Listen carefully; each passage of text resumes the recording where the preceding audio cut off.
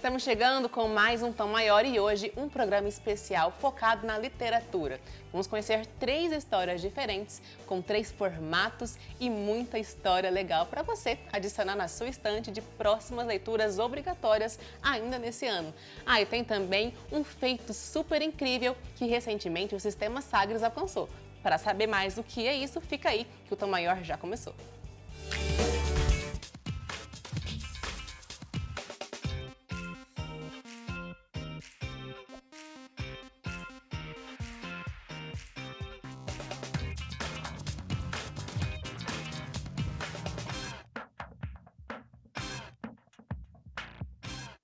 Estamos chegando com mais um Tom Maior na Sagres TV e, claro, em nosso canal do YouTube, no @Sistema Sagres. E já faço também a minha autodescrição. Eu sou Jéssica Lima, tenho a pele clara, os cabelos longos e cacheados, que hoje estão meio presos. Estou usando uma camiseta na cor vermelha e uma calça jeans na cor azul clara.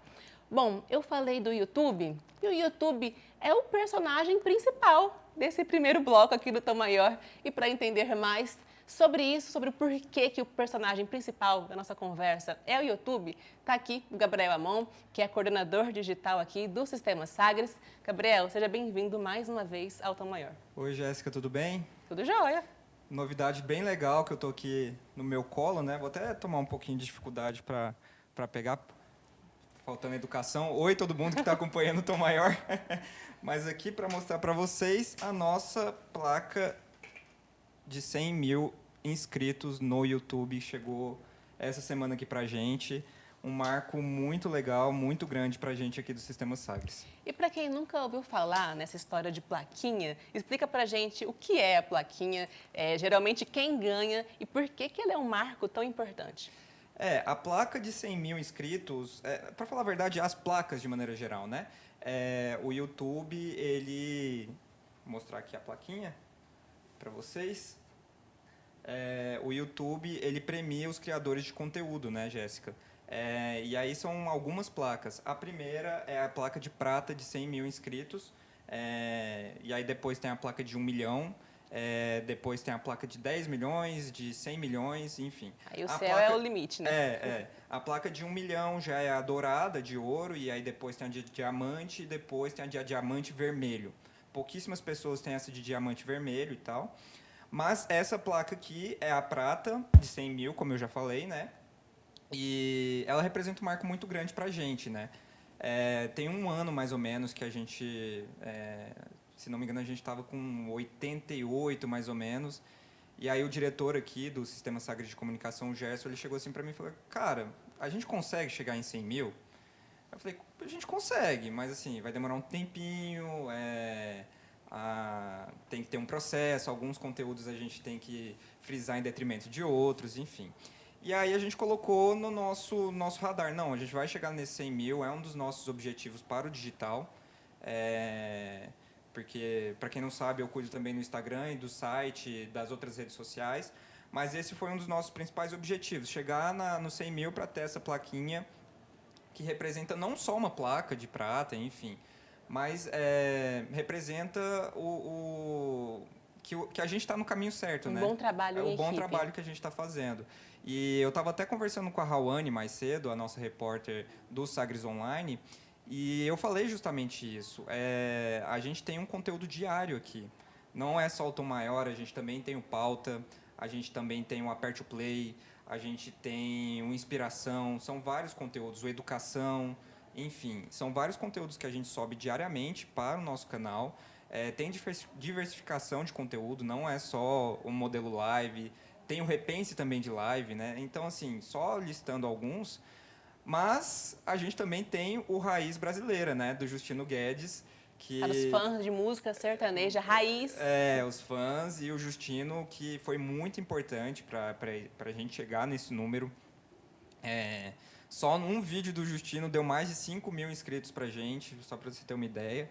Então, mostra que o trabalho de toda a equipe, né, da edição, equipe da redação, equipe técnica que está aqui com a gente também, o trabalho de todo mundo culminou nesse prêmio que a gente recebeu essa semana. Todo dia, Gabriel, aqui no Tom Maior a gente fala e frisa, né? Se inscrevam no canal e frisa também que os nossos conteúdos estão lá, né? Para quem não acompanha pela TV aberta, no canal 26.1, tá lá no YouTube.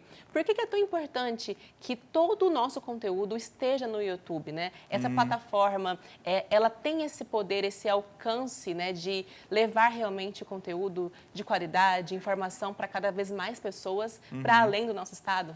É exatamente isso. Você, né? Você é do Mato Grosso do Sul, então você é uma prova viva de que quando a sua família quer te assistir, o que eles fazem? Eles vão verdade, no YouTube. vai no YouTube. A gente tem um alcance aqui na região metropolitana de Goiânia. Planos aí para frente, não vou revelar, mas hoje o nosso alcance é pelo YouTube. Então, quem não é do estado, quem não pode acessar pela TV convencional normalmente, né, pode acessar pelo YouTube. E até os próprios entrevistados, né? Muitos dos nossos entrevistados não são aqui do estado de Goiás, não são aqui de Goiânia, né? Então, acaba que, no fim das contas, para eles acompanharem, para eles compartilharem, apareci num programa e tal, tem que ser pelo YouTube. E aí a gente não tem limite. A gente pode ter público aqui no Brasil, em outros países, enfim. É o nosso meio para alastrar um pouquinho a nossa audiência. E pensando em futuro, Gabriel, pensando em próximos passos, como que você enxerga, né, o nosso caminho como o Sistema Sagres, usando o YouTube? A gente continua apostando, né, como os eixos, os ODSs. O que você já está vislumbrando aí para os próximos passos em nosso canal? Então, o futuro já é o que a gente está fazendo, né? É um trabalho, como eu falei, árduo de essa mudança que a gente teve de focar em educação e sustentabilidade. É algo que a gente é pioneiro e a gente aposta nisso para continuar alcançando os novos passos. Enfim, quem sabe um dia a gente consiga uma dourada dessa daqui. É sonhar alto? Talvez, mas sonhar pouquinho e sonhar alto dá na mesma, né? Dá o mesmo gasto de energia. Mas continuar fazendo isso que a gente faz. Os conteúdos, talvez mais conteúdos específicos para o YouTube, aproveitar as outras plataformas, as outras coisas do próprio YouTube, os shorts, as publicações, enfim. Mas sempre lembrando de continuar fazendo aquilo que a gente está fazendo, que é um trabalho com propósito, um jornalismo propositivo, que a gente acredita, que é trabalhar com os ODSs, com educação, com sustentabilidade, sempre pensando num desenvolvimento sustentável e desenvolvimento social também. Gabriel, para fechar essa entrevista com chave de prata. De prata? Bora levantar ainda não é a de ouro, mas vai ser. Ainda. Vamos levantar lá? E colocar, né, oficialmente a plaquinha em nosso estúdio. Vamos. Nada melhor do que a plaquinha ficar aqui na nossa casa. Já tem um lugar escolhido? Já tem. Então, bem aqui. Bora colocar. Segura o microfone, por favor. Isso. Vamos colocar bem aqui. E é isso. Tá aí. Pronto, oficialmente colocada aqui em nosso estúdio. Gabriel, muito obrigada e volta aqui quando a gente alcançar a marca de 1 milhão. Pode deixar, estarei aqui. Até mais, Gabriel. Tchau, obrigada. Até mais. Gente, nós continuamos o Tom Maior, continuamos agora. Tem entrevista com o Henrique. É hora de falar sobre literatura. Henrique, seja bem-vindo aqui ao Tom Maior. Boa tarde, é um prazer estar aqui no Tom Maior, é um prazer poder falar com vocês. Henrique, você, além de escritor, também é ator. Mas eu queria, então, entender melhor quando que a escrita aparece na sua vida. Na verdade, a minha formação é de ator. Eu sou formado como ator pela Escola de Artes Dramáticas da Universidade de São Paulo. Eu também sou formado em Pedagogia pela USP e tenho uma pós-graduação em clown, uma especialização.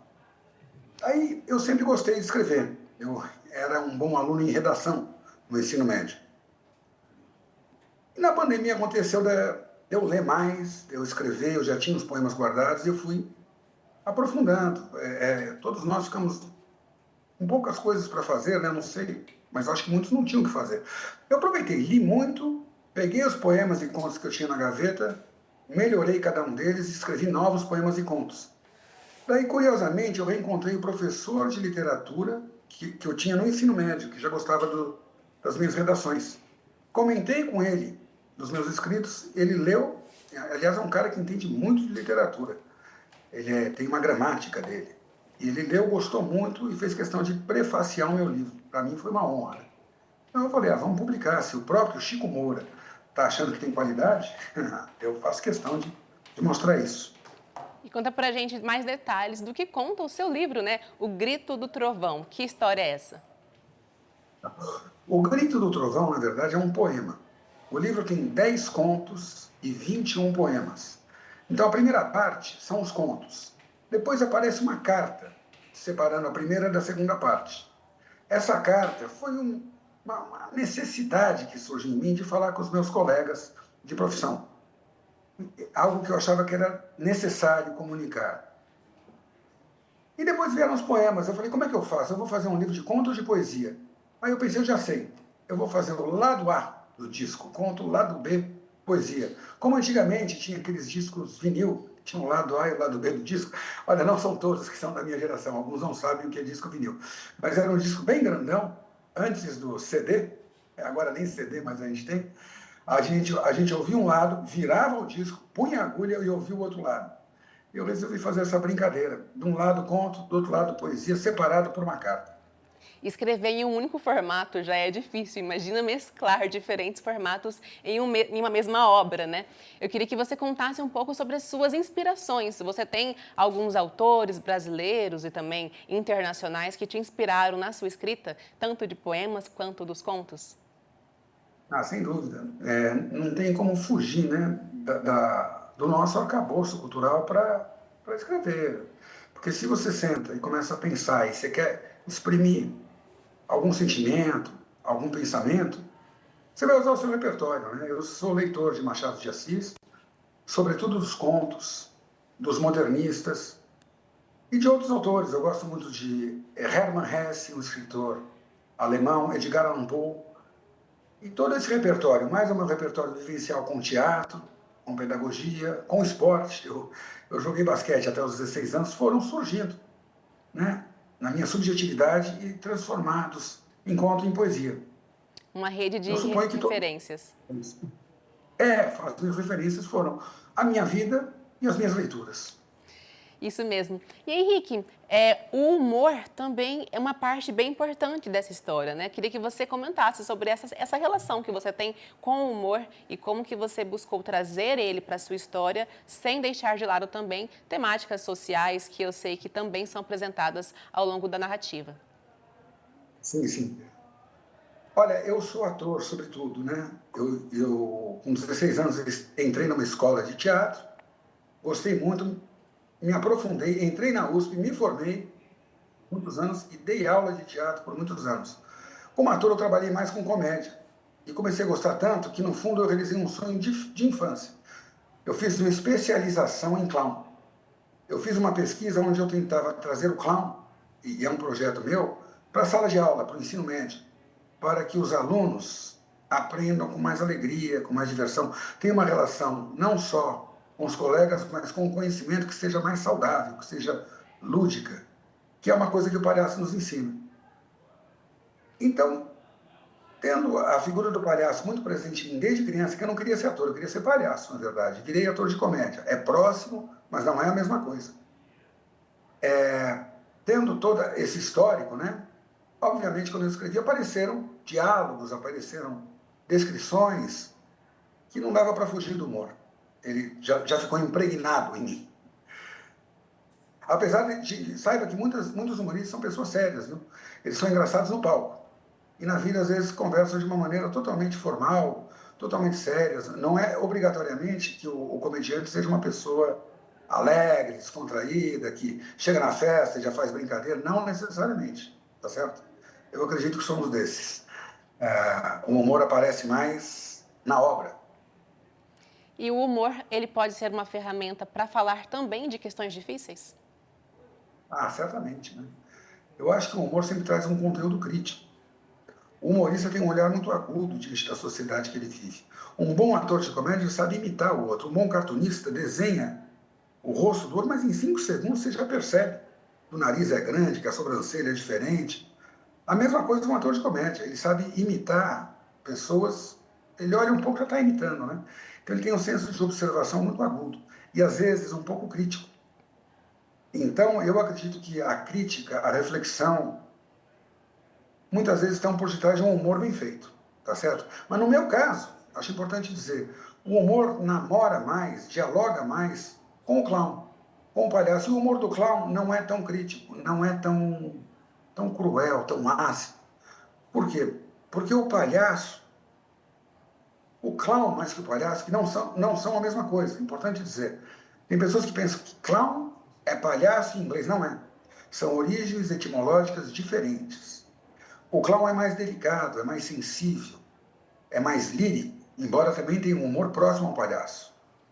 E esse humor do clown é um pouco mais ingênuo, é um pouco mais puro, e por isso um pouco menos agressivo, tá certo?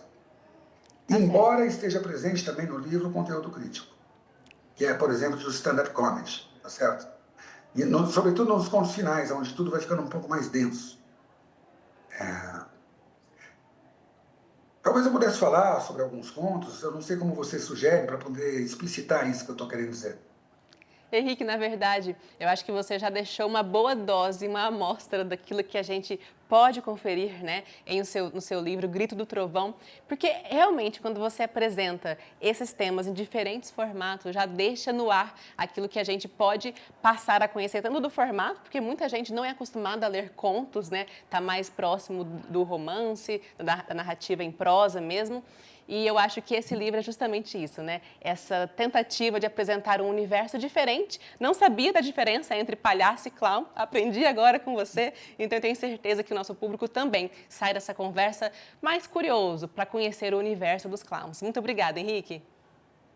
Eu que agradeço, uma satisfação. E agora nós seguimos o Tom Maior falando de notícias boas, notícias leves e inspiradoras. É hora do Cuca Fresca.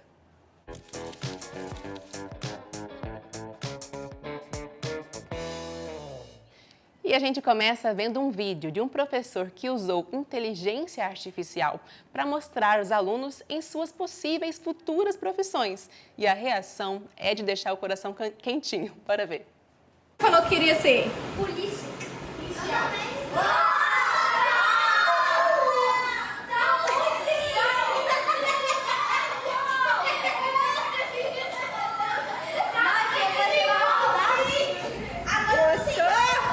Tchan, tchan. O cabelo continuou mesmo.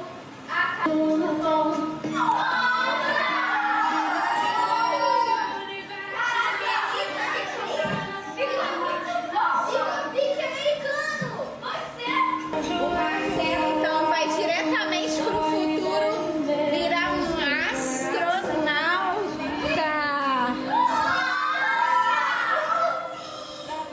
Influencer digital.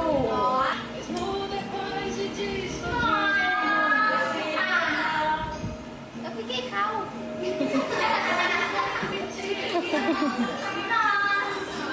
Médica de milhões.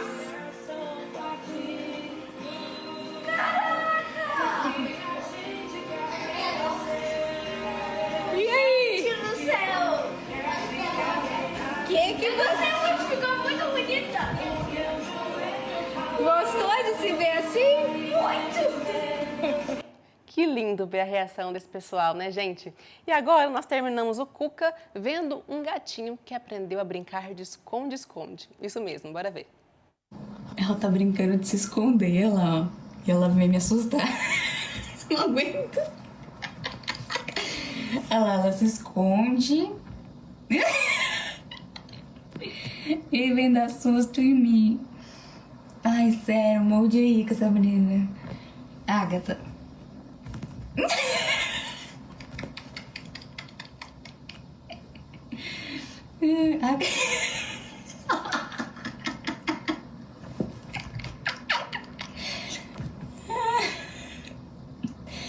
Ai, isso é uma comédia, meu. Eu não aguento.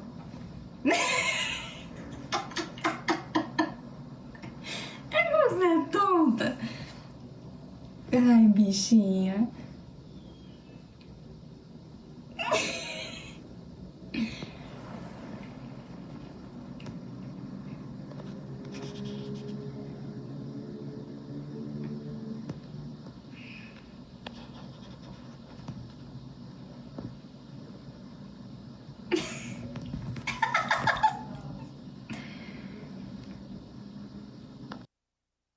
Que fofura! Eu amo toda vez que tem pet aqui no Cuca Fresca, eu sei que você também gosta. Gente, agora vamos para um rápido intervalo, mas é bem rapidinho. Não sai daí que já já o Tom Maior está de volta.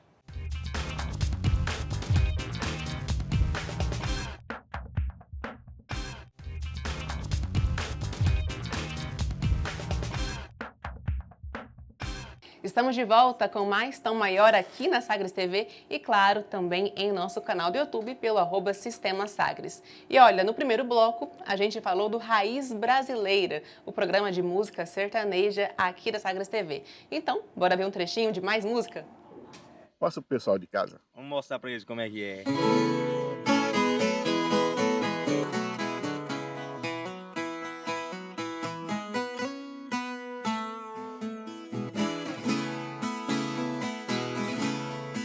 Fiz um poema com palavras tão bonitas, caprichei bem na escrita e também fiz uma canção.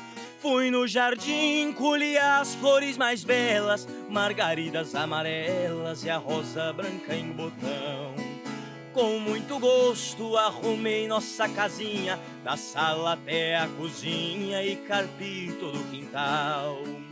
Rocei o pasto e consertei a porteira, enfeitei a casa inteira como se fosse Natal.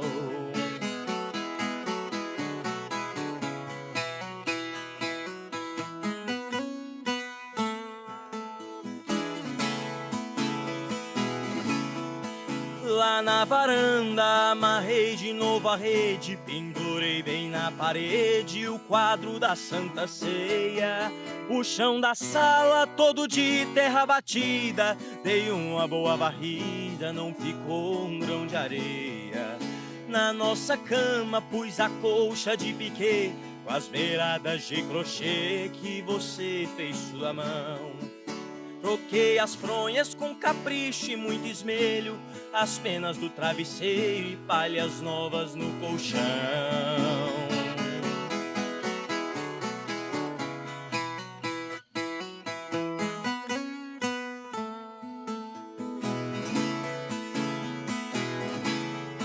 Chegou o dia que você ia voltar, eu cheguei até chorar de tanta felicidade.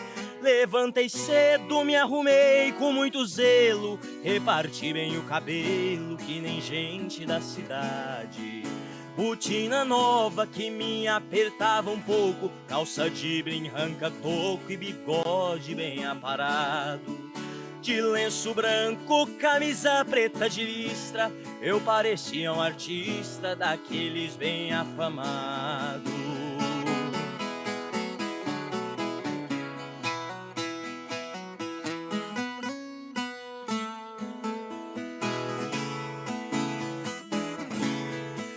E bem na hora que passava a jardineira, me deu uma tremedeira quando a porteira bateu. Saí correndo lá pras bandas da estrada, pra ver a sua chegada, você não apareceu.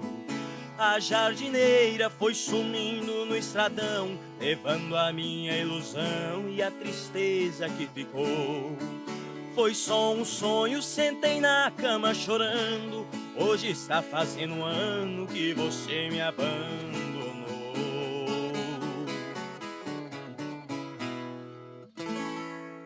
É isso, Raiz Brasileira. E claro, se você quiser ver mais músicas e mais edições completas, é só ir lá em nosso canal do YouTube pelo @Sistema Sagres.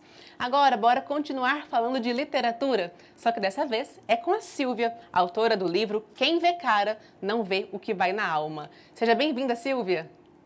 Muito obrigada, Nanda. Muito obrigada mesmo. Agradeço o convite, agradeço a todos que estão aqui participando e ouvindo. É um prazer poder compartilhar. Prazer é nosso. Silvia, conta pra gente, né? O título, ele já sugere, né? Quem vê cara não vê o que vai na alma. O que conta essa história? Pois é, né? Nós estamos vivendo, assim, numa sociedade que se prega muito estar sempre bem, né? Se prega muito... não se sabe lidar com pessoas que estão emocionalmente, às vezes, vulneráveis e frágeis. E todos nós temos a nossa fragilidade, o nosso lado emocional.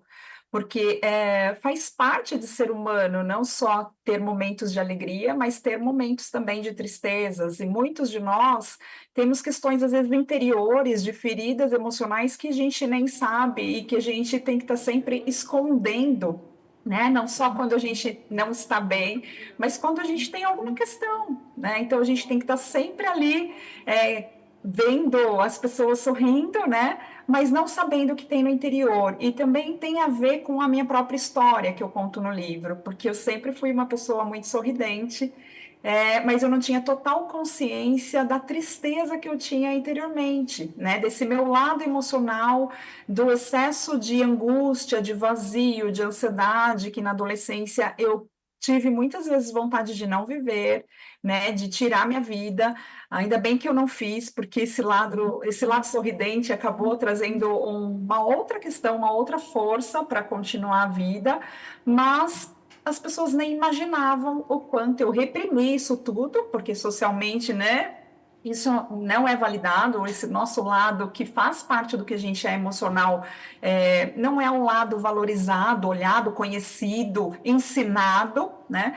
Então, é justamente esse tema. As pessoas viam o meu rosto sempre sorridente, mas ninguém sabia a dor que eu tinha na alma. E, infelizmente, a gente acaba tendo uma sociedade hoje em dia também com muito suicídio, né? E quantas pessoas que às vezes estão mascarando o que elas estão sentindo.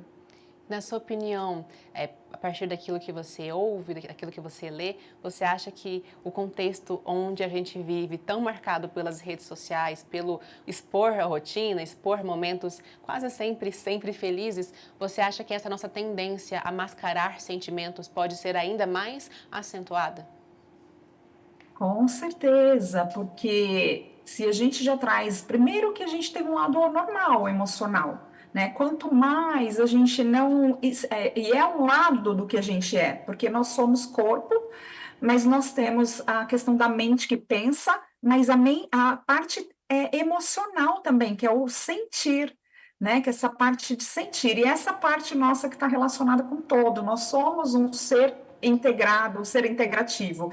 Só que nos últimos tempos a gente tem esquecido desses nossos lados, né? A gente às vezes até esquece das nossas necessidades físicas, que é sono, comer na hora certa, as excreções, né?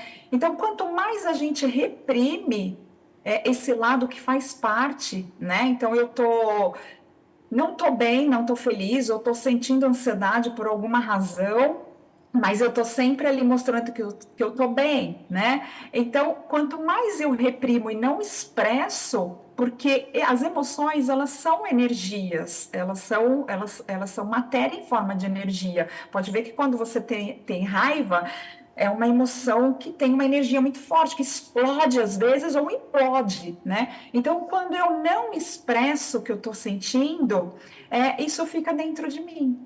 Isso fica dentro do meu corpo físico, dentro de uma parte, né, que a gente também chama de fáscia, muitas vezes, né? Então, muitos desequilíbrios, não só na nossa saúde mental, mas na nossa saúde física, eles ocorrem justamente por a gente ficar guardando, por a gente não poder expressar o que a gente sente, né? Nós, mulheres, muitas vezes somos chamadas de mimimi, e sempre teve muito isso, e a gente também passou a reprimir, nós passamos a reprimir.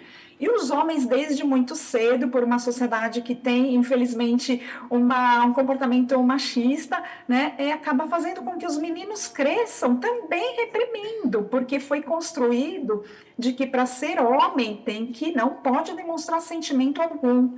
E o mais incrível é que nós, mulheres, nós estamos também indo para esse lado. Então, está uma sociedade totalmente reprimida. E aí, como uma panela de pressão. Quanto mais eu vou guardando aquilo, ou aquilo implode, e aí vem uma doença, seja uma doença mental, né, um transtorno mental ou físico, ou eu explodo, e aí eu machuco o outro, né, e aí eu acabo tendo consequências na minha vida, nas relações, né, no trabalho, dentro de todo o caminho social que eu faço parte, né, da sociedade, dos ambientes que eu frequento, né. Com certeza, então é um dano para mim e para o outro também. A sociedade inteira acaba sofrendo esse dano. E é muito interessante que você traga, né, esse alerta em seu livro, justamente porque provavelmente o primeiro passo para a gente quebrar esse ciclo de padrão tão vicioso é reconhecer, né? É o autoconhecimento, também reconhecer a importância que tem as emoções, sejam boas, sejam ruins. Emoção é emoção e elas precisam ser reconhecidas. Parabéns pelo seu livro, parabéns pela sua história e volte sempre que quiser aqui ao Tom Maior. Imagina, Nanda, eu que agradeço a oportunidade de poder falar desse tema, né? E é realmente o que você falou, né? No livro eu estou expondo a minha história justamente para que as pessoas possam perceber que mostrar as nossas vulnerabilidades e compartilhar a nossa história também trazer uma força, é poder se reconhecer no outro e voltar a ser humano, né? É isso. Muito Até a obrigada próxima, pelo Silvia. convite. Muito obrigada. Obrigada a todos. Eu que agradeço. Boa tarde. E agora nós seguimos o Tom Maior, só que dessa vez ainda mais falando de cultura. Só que dessa vez conhecendo um lugar chamado Muquifo Cultural. Bora ver. Cerâmica, geometria, cores, formas da natureza, poesia. Elementos artesanalmente unidos pelas mãos da Marcela. A poesia que me dá esse norte todo de como eu vou produzir meu trabalho. Então, isso é bastante coisa. Eu falo que eu sou um artista visual, conceitual, multidisciplinar. Conceitual que tem que estar sempre buscando mesmo esse significado, assim, por trás da obra, né? O que eu quero dizer com isso que eu estou produzindo. Em cada peça, o autoconhecimento por meio da arte. Tudo que a gente faz, a gente está sempre se desafiando. Então, o maior desafio é o que eu estou passando na hora e o que está me bloqueando para eu tirar, para me ajudar. E a arte, então, elas acabam que tudo trabalha em conjunto, assim. Então, poesia é arte, é inspiração, e ao mesmo tempo ela é parte, tudo está ali interligado. Ela divide o ateliê com a Tatá. Garimpando imagens, recortes e materiais diversos, ela desenvolve as colagens analógicas. A colagem analógica, para mim, ela vem muito assim de garimpar revista antiga, livro, e aí de acervo pessoal, acervo familiar, e aí eu vou recortando e colando nessas superfícies, né? Então, eu gosto mais de trabalhar com a colagem analógica, apesar de eu também digitalizar elas e fazer, às vezes, prints e vender esses prints digitalmente, né? Aqui, as teclas da máquina de escrever são o pincel. A folha em branco, um universo de possibilidades. Meu sonho é trabalhar como escritora, mas até então eu vou escrevendo e essa escrita ela vira arte. Então eu fiquei pensando, por que não já fazer a escrita ser a arte? Né? E aí eu tento espaçamentos com letra, faço estudo de letras, de tipos, também tenho estudos de tipos assim que eu faço geralmente, para a produção de uma arte. Aí eu penso a imagem na minha cabeça, tento escrever essa arte e passo para o papel, assim, em forma de arte dentro da datilografia mesmo. Dos lambe-lambes no papel para a arte digital, como essa representação de Goiânia. Essa verdadeira reunião de estilos só é possível graças ao Muquifo Cultural. O coletivo de cultura e arte fica na Rua 8, no coração da capital goiana. Eu nunca tinha feito lambe na vida e recebi um convite da Gus para vir fazer lambe. Pensei, por que não, né? Vou lá experimentar. Então acaba que a gente, tanto aqui dentro como Muquifers, a gente experimenta muitas práticas artísticas a partir da provocação dos outros colegas. E aí isso se torna muito legal, porque se tornam práticas coletivas de momentos de discussões ou de descobertas mesmo, de outras poéticas, de formas de trabalhar. E isso é muito legal, assim. Um lugar que respira arte, coletividade, diversidade e pluralidade. O Muquifo Cultural é essa reunião de artistas e também um local de resistência em prol da cultura. Uma fonte de calmaria e de inspiração em pleno centro comercial de Goiânia. O Muquifo Cultural surgiu da ideia de a gente ter um espaço, né, onde a gente pudesse receber artistas, trabalhadores da arte, produtores culturais, num espaço que ocorresse de forma coletiva, né, que a gente recebesse esse pessoal, tivesse um espaço para trabalhar, a gente pudesse dividir também os valores de custeio, né, porque a gente sabe que não é fácil, né, sobreviver de arte e cultura em Goiânia. Então, ele nasceu com essa ideia de ser uma resistência, um espaço cultural no centro de Goiânia que abarcasse esses artistas, né, e produtores culturais. A inspiração para a criação do Muquifo veio durante a pandemia, para aproximar a arte da comunidade. A gente criou o espaço pensando nessa relação com a comunidade, que aqui no centro de Goiânia é um lugar muito cheio de comércio e poucas atividades artísticas, culturais e de lazer. Então, o surgimento do Muquifo, ele abriu uma porta para a gente promover essa relação de troca com a comunidade. Ao todo, já são mais de 50 projetos, eventos culturais como mostras de arte, shows, feiras e oficinas são realizados pelos próprios Muquifers, que vivenciam diariamente o desafio de manter um ambiente coletivamente saudável para todos e também de busca por incentivo. Como tesoureira, eu posso falar isso muito bem, a gente acaba, nós mesmos bancamos o Muquifo, né? Então a gente divide as contas e eu acredito que talvez se a gente tivesse um financiamento melhor, assim, não só interno, mas se a gente tivesse algum incentivo de dinheiro mesmo, de verba, de patrocínio, de incentivo para continuar, talvez a gente conseguisse expandir nossas atividades não só internamente, mas mais para a comunidade goiana, né?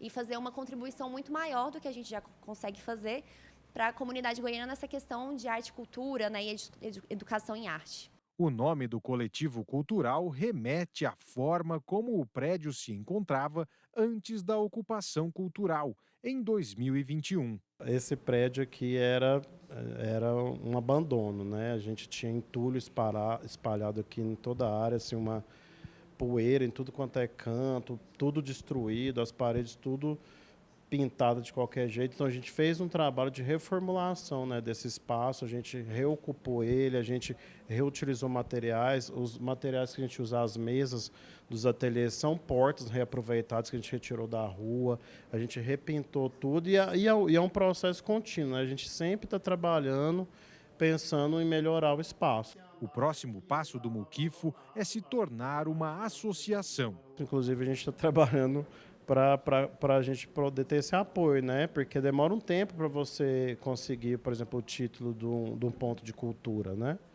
Isso é importante para a gente. A gente já é esse lugar de resistência, né? De produção artística e cultural e a gente precisa ser reconhecido como isso. Então, a associação e correr atrás dessas assim, de uma emenda parlamentar ou algo que nos ajude, editais, é importante até para a sobrevivência do espaço, né? Porque todo mundo aqui do nosso espaço, além de artista ou produtor cultural, trabalha com outra coisa para se manter. Um ponto que pulsa arte e cultura, que inspira e que está de portas abertas para a comunidade. Só de ter esse deslocamento, né, de vir para um espaço que tem outras produções, acho que tudo isso me inspira muito. E a Rua 8 em si já é uma grande exposição por si só, né? Então acho que essas influências visuais acabam me inspirando bastante. Eu acho muito interessante o momento de você chegar num lugar e não esquecer que está todo mundo ao seu redor, mas também você não precisa conhecer. Então, como você não conhece, você pode dar nome às coisas, né? E dar nome às coisas eu acho que é um processo muito lindo assim da vida. Por mais que a gente esteja nesse espaço, né, que é histórico, a gente está na contramão do que é colocado pelo capital, né? E a gente está aqui enquanto coletividade, enquanto uma associação coletiva, para fazer arte coletivamente e também para trazer essas coisas para a comunidade.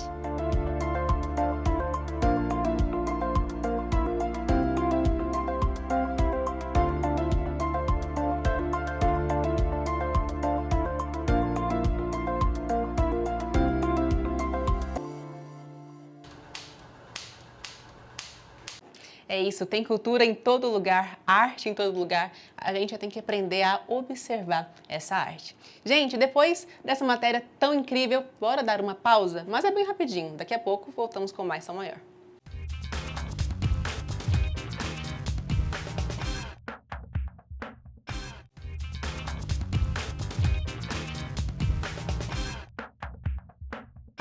Estamos de volta com mais Tom Maior na Sagres TV, em nosso canal do YouTube e, claro, também na nossa Rádio Sagres 730 AM. E a gente continua falando de literatura aqui no Tom Maior, só que dessa vez conhecendo o livro Fins e Feriados, escrito pelo Guilherme, que já está conectado aqui com a gente. Seja bem-vindo ao Tom Maior, Guilherme. Olá, tudo bem, pessoal? Tudo ótimo. É um prazer estar aqui hoje. Guilherme, primeiro começa me contando de onde que vem a ideia de escrever um livro todo focado numa história onde os feriados são os personagens principais. Então, tudo começou em 2022, na verdade, em 2021.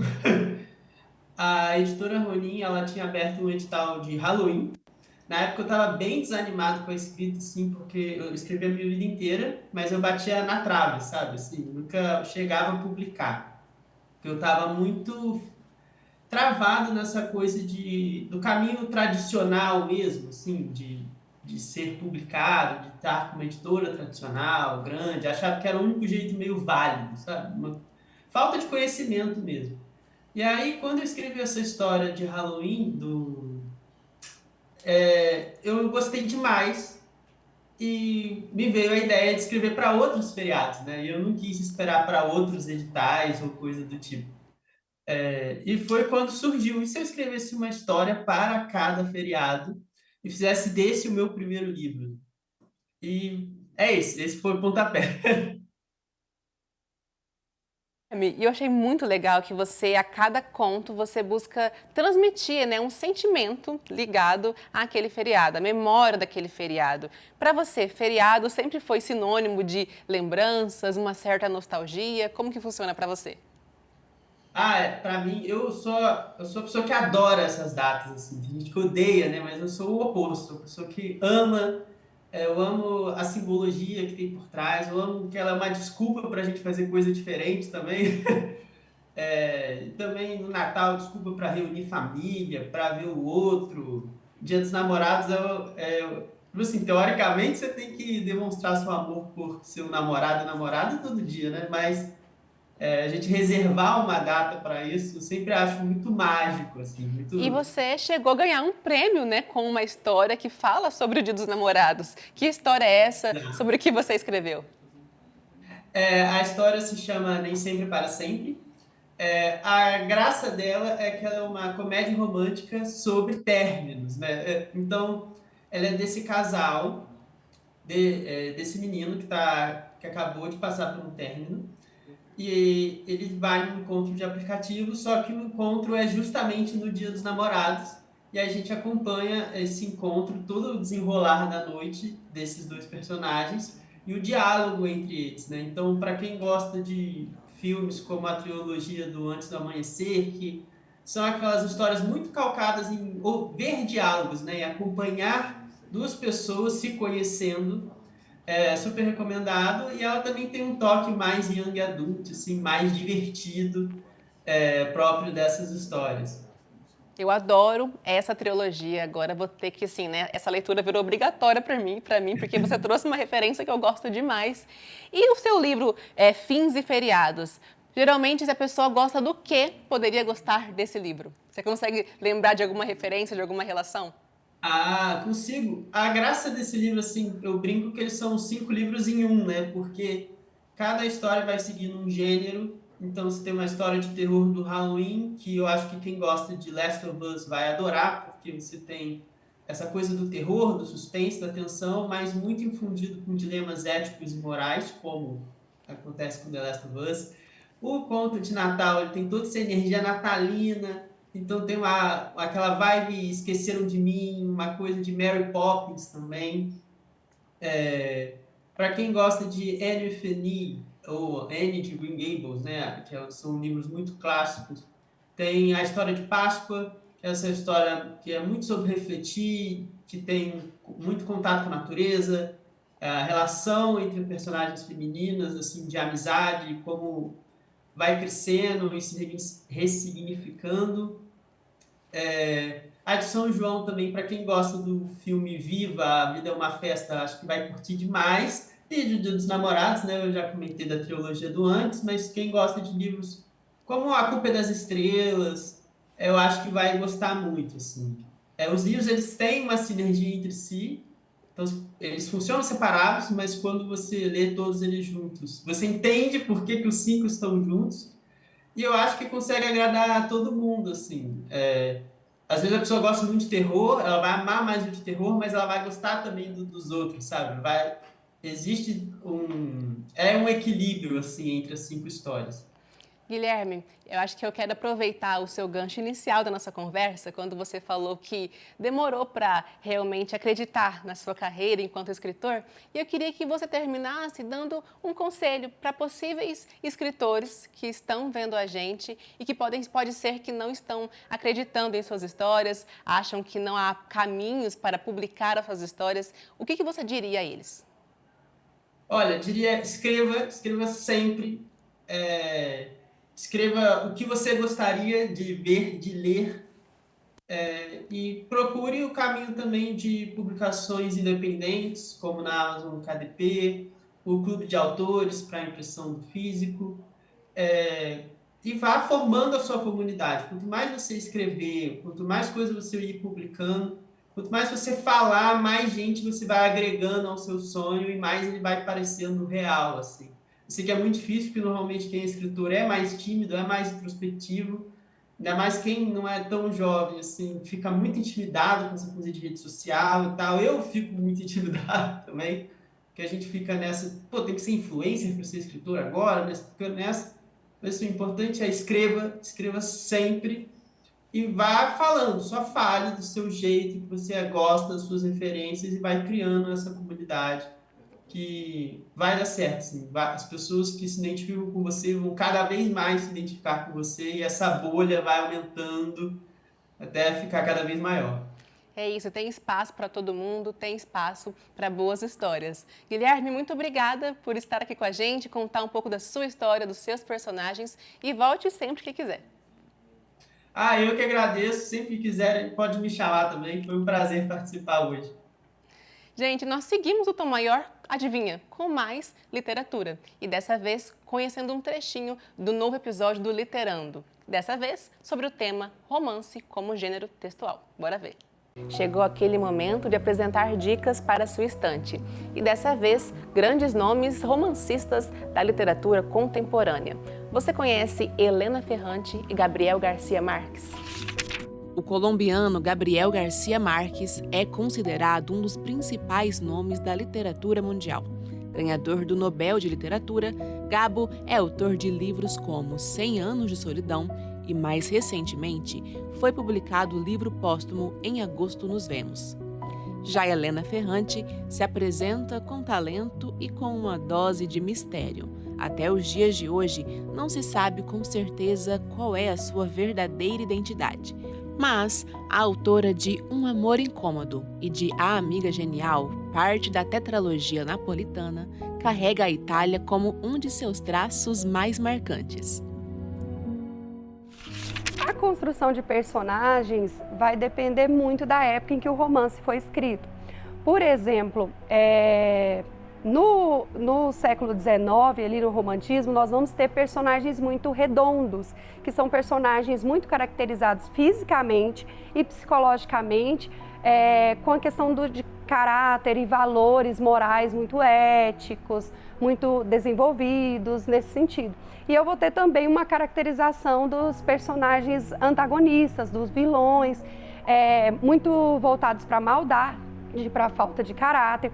Agora, já no realismo, nós vamos ver muitas diferenças, porque as características físicas e psicológicas desses personagens vão ser mais vulgares, vão ser mais comuns nesse sentido.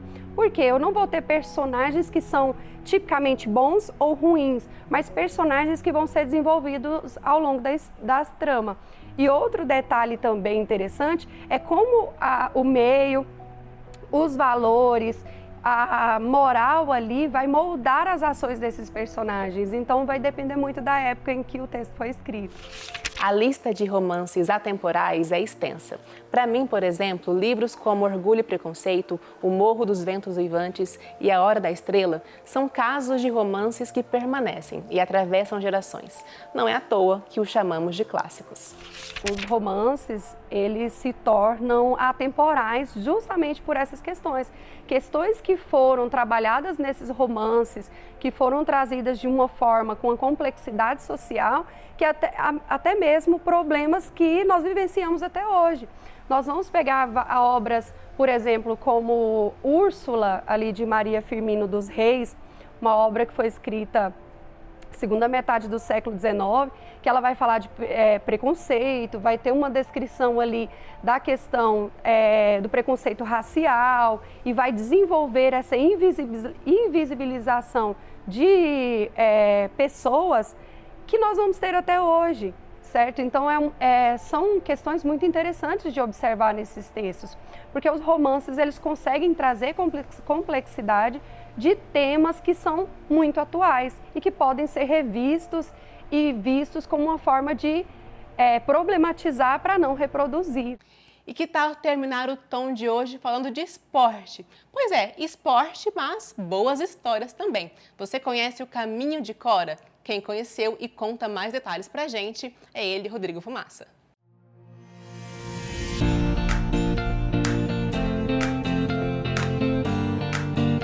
E aí, você que é aventureiro, conhece o Caminho de Cora? O Caminho de Cora é uma trilha de 300 quilômetros aproximadamente, cara, e passa por diversas cidades, inclusive cidades históricas. Ele foi idealizado em 2013 e o projeto teve como propósito interligar municípios povoados, fazendas e atrativos, passando por diversos caminhos. E a rota do Caminho de Cora pode ser feita tanto a pé, dando aquela caminhada, aquela corrida, quanto também de bicicleta.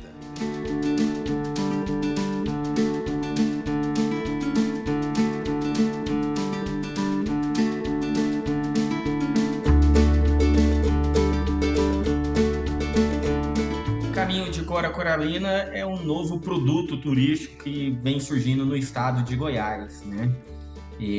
O Caminho de Cora Coralina é um caminho de longo curso, ele tem 300 quilômetros de distância, ele fica entre a cidade de Corumbá de Goiás e cidade de Goiás. Ele passa por 8 cidades e 8 vilarejos, né?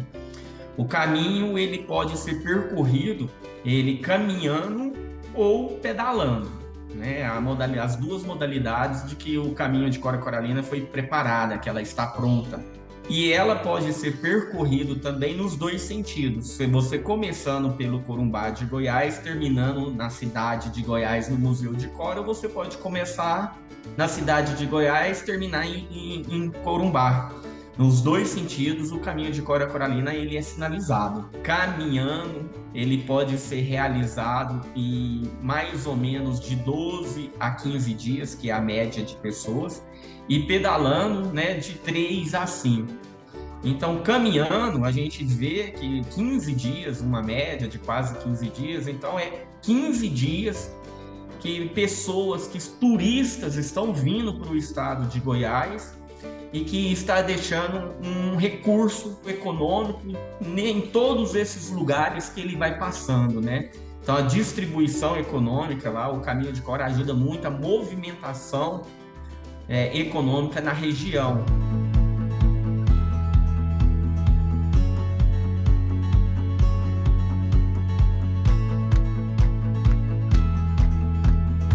Nós investimos quase 3 milhões de reais, seja o dinheiro de emendas, o dinheiro do executivo, com mais de quase 400 placas de poesia, bancos de parada, pontos de parada, inclusive para dormir as pessoas.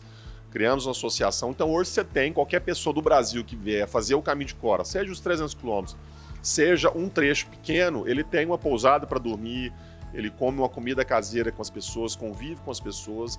Então acaba que se transformou realmente numa plataforma muito além do turismo, né? Valorização das comunidades locais. Esse ano, 2024, nós vamos lançar um projeto de meio ambiente através do Caminho de Cora, e a gente está tratando com muito carinho esse caminho, que realmente tudo que vai além do turismo, trata o meio ambiente e as pessoas, a gente fica muito feliz. Ele valoriza muito as cidades pequenas, né? Então, você pega lá Radiolândia, que é um povoado, hoje você tem jovens abrindo empresas, pequenas empresas, para receber os turistas, né? Então, é pertencimento, valorização da comunidade local, e eu acho que o Estado, através do Caminho de Cora e outros que tanto virão por aí, cumpre um papel social muito importante.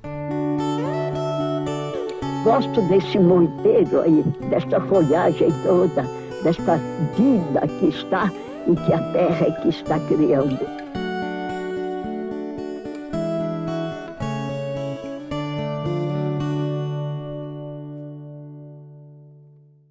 Gente, muito obrigada por acompanhar esse tom tão especial para mim, né? Focado em livros, em leitura, em literatura. Muito obrigada pela sua companhia e semana que vem nós estamos de volta. Até lá!